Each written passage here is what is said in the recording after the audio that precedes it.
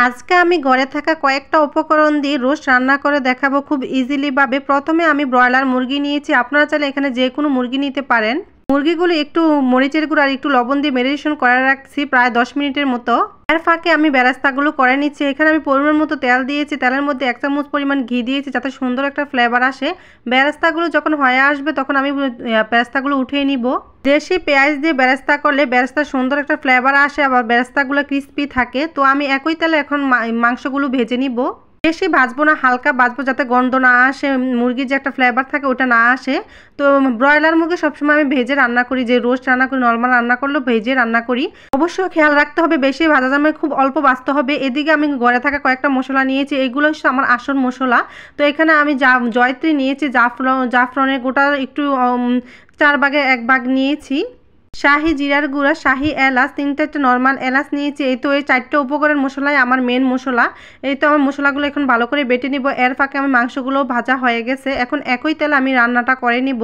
তেলের মধ্যে আমি এখন পরিমাণ মতো পেঁয়াজ কুচি দিয়েছি। এখানে আপনারা চাইলে পেঁয়াজ ব্লেন্ড করে নিতে পারেন বা বেটেও নিতে পারেন, তাহলে তাড়াতাড়ি হয় আর কি। আমি এখন পেঁয়াজগুলো ভেজে নিব। পেঁয়াজের সাথে আমি 2টা এলাচ, 3টা দারুচিনি, 3টা তেজপাতা দিয়েছি সুন্দর একটা ফ্লেভার আসার জন্য। তেলের মধ্যে ভাজলে গরম মশলার কিন্তু সুন্দর একটা ফ্লেভার আসে। পরিমাণ মতো জিরার গুঁড়া, পরিমাণ মতো আদা বাটা, পরিমাণ মতো রসুন বাটা, 4-5টা কাঁচামরিচ। ঝালটা আপনাদের পছন্দ মতো দিবেন, তবে রোস্টের ঝাল বেশি হলে কিন্তু রোস্ট খেতে ভালো লাগে না। এই তো আমার বাটা মশলাগুলো এখন আমি এখানে বাদাম বাটাও দিয়েছি, বাদামগুলোও বেটে নিয়েছি। আর যে নর্মাল জয়ফল, জয়ত্রী, শাহি এলাচ, শাহি জিরার গুঁড়া, এগুলো আমি বেটে মশলাগুলো এখন সবগুলো দিয়েছি। মশলাগুলো একটু কষিয়ে তারপর আমি মাংসগুলো দিয়েছি। ভাজা মাংসগুলো কিন্তু বেশি ভাজা যাবে না, আবারও বলছি বেশি ভাজা হলে কিন্তু মশলা ঢুকতে চায় না।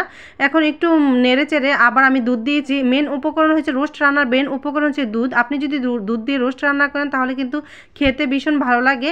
দুধটা দিয়ে এখানে আমি লেবু দিয়েছি, আপনি চাইলে কিন্তু এখানে টক দই দিতে পারেন। আমার কাছে টক দই ছিল না, এই জন্য আমি দুধ দিয়ে লেবুটা দিয়ে দিয়েছি, তাহলে হয়ে যাবে। আপনাদের কাছে হাতের কাছে থাকলে আপনি অবশ্যই দিয়ে দিবেন। এই তো আমি ঢাকনা দিয়ে ডেকে দিয়েছি। রোস্ট আমার রান্না হয়ে গেছে। যখন রোস্টটা রান্না হয়ে আসবে এর পর্যায়ে ওঠানোর আগ পর্যায়ে আমি গুঁড়া দুধ দিয়েছি। আপনার কাছে থাকলেও দিবেন, না থাকলে এটা অপশনাল। দিলে একটু ঝোলটা একটু গাঢ় হবে, এই জন্য আমি দিয়েছি। খেতে ভালো লাগবে, সুন্দর একটা ফ্লেভার আসবে, এই জন্য আমি গুঁড়া দুধটা দিয়েছি। দুধটা দেওয়ার পরে সুন্দর ভালো করে মিশিয়ে নিয়েছি। এখন আমি উপর দিয়ে বেরেস্তাগুলো দিয়ে দিয়েছি। এখন পরিমাণ মতো ঘি দিয়ে দিব। রোস্ট রান্না আমার পোলাওর সাথে খেতে ভীষণ ভালো লাগে। আমি জানি না, আমার বাসায় রোস্ট তারপর বিরিয়ানি এগুলো খেতে আমার বিশেষ করে আমার বাসায় সবাই খেতে পছন্দ করে না।